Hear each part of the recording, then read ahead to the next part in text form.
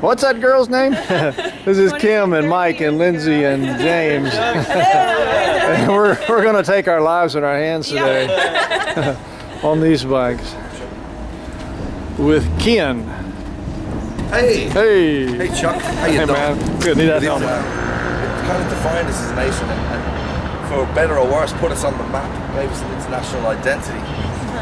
This happened right in the middle of the 19th century and lasted 5 years. So from 1845 to 1850, this event occurred, and our population went from 8.2 million to 2.8 million in 15 years. Now, a lot of that number immigrated, left the country, mass immigration, like these guys, they're leaving Ireland. But then another large number of that population died of starvation because a blight was potato crop here, which was our subsistence crop. The only food we could sustain ourselves on because of our relationship with Britain at that time. There happened to be a Dutch fishing vessel in the area that managed to save all hands, so it kind of kept its reputation of never having lost a life. But it's not a true reflection of a famine ship, really.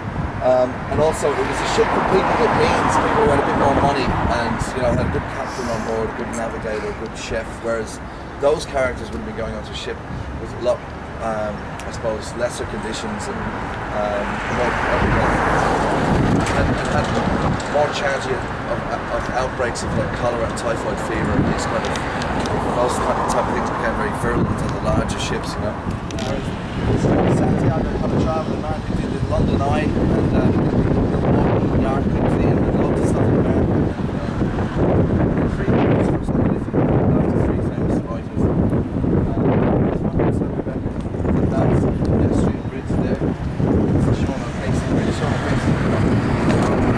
And then around 12 is down towards the King's Park with the James Joyce Bridge, which is a lot of food and produce.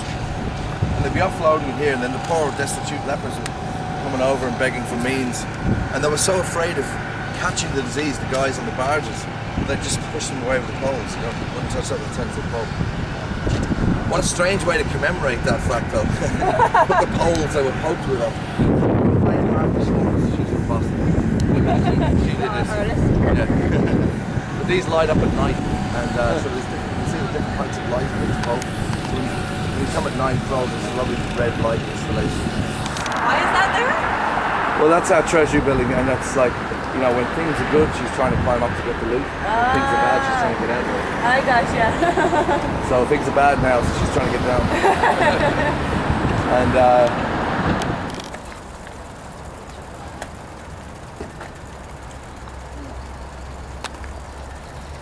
This is Marion Park.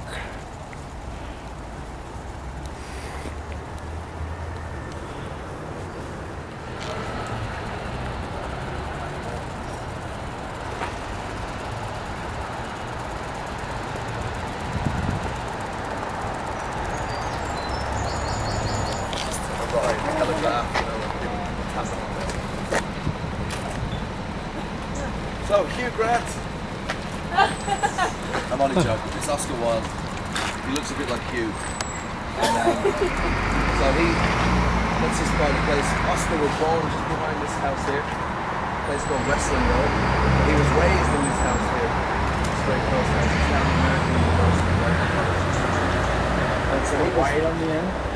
yes, yeah, that's the house he was raised in, and he also raised his own kids in there. Even though he's probably the world's most famous gay man, he had kids, like a lot of gay men back then.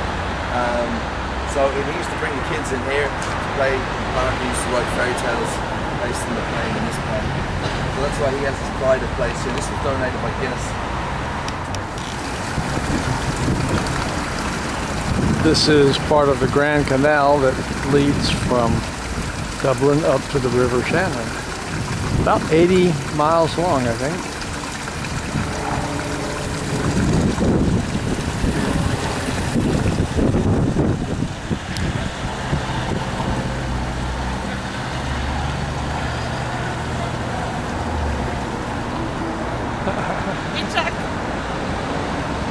Neat pub.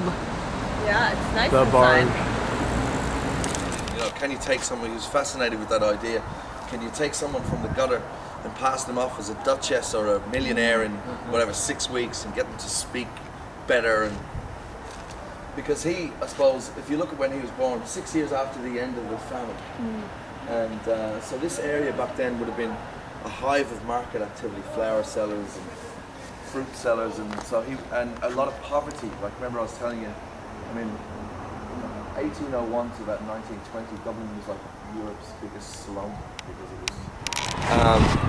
So. Hi, Mum. Good.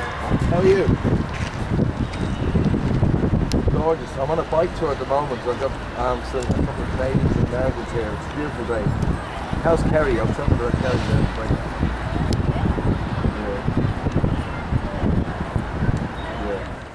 And we're going to head into this cave. We kind of do a flyby of Dublin Castle. This is really a tour in itself. But we'll just point out a couple of things as we go. And this was where the Queen made her speech to the nation 2 years ago when she came here. That was a huge visit because it's the first time ever a British monarch has been to the Republic of Ireland. So that was a really big event. Blackpool, and then obviously in Irish, Dublin. With the British name of Dublin. They were like Dublin, you know. They kind of just renamed all our towns to suit themselves, and now we use those names. And that's the back wall of the castle. All the world's press was set up in there for the Queen's visit. It's a big building over for Easter week 1916. And even though Britain's engaged in the First World War, they still managed to send 10,000 troops over here to basically just go to us. And so it only lasted a week, but it definitely planted the seeds for our independence. It planted the seeds for the War of Independence 5 years later, which led to talks between Britain and Ireland, and then we eventually became the Irish Free State in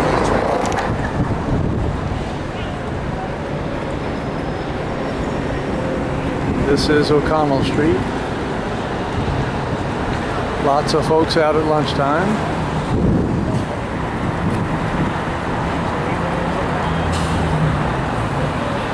This is a monument to Charles Stewart Parnell.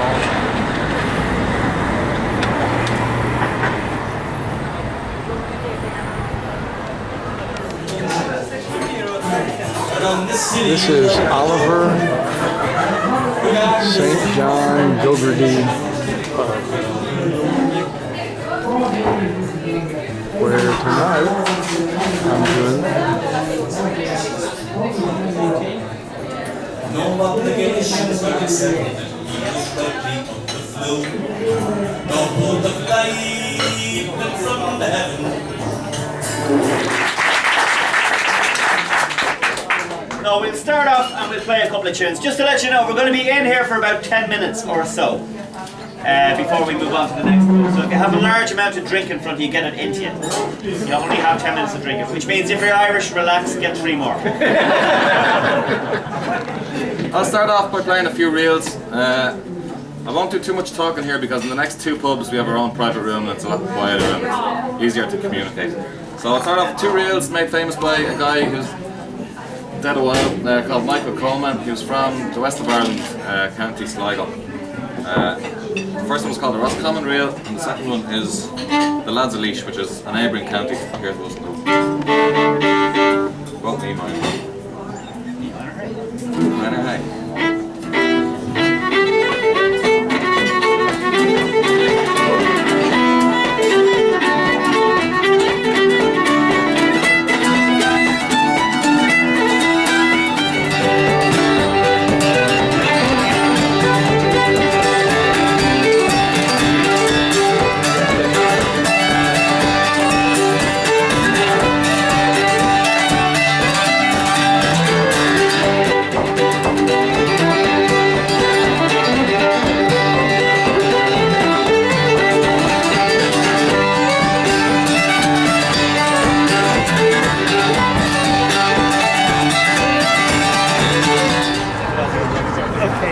We're on our pub crawl, and here's the Millennium Spire from the bottom. There's the GTO.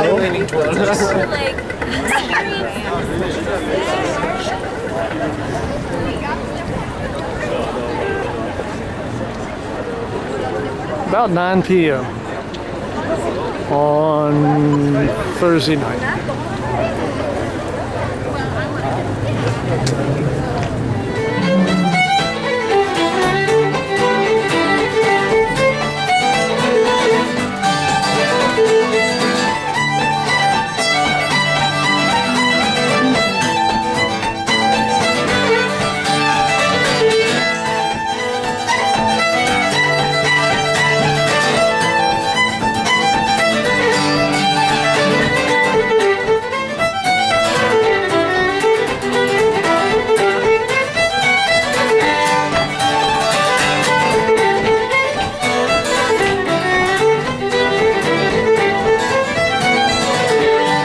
Oh, mountain thyme rolls around the blooming heather. Will you go, lassie, there? And we'll all go together to that wild mountain thyme all around the blooming heather. Will you go, lassie? I will build my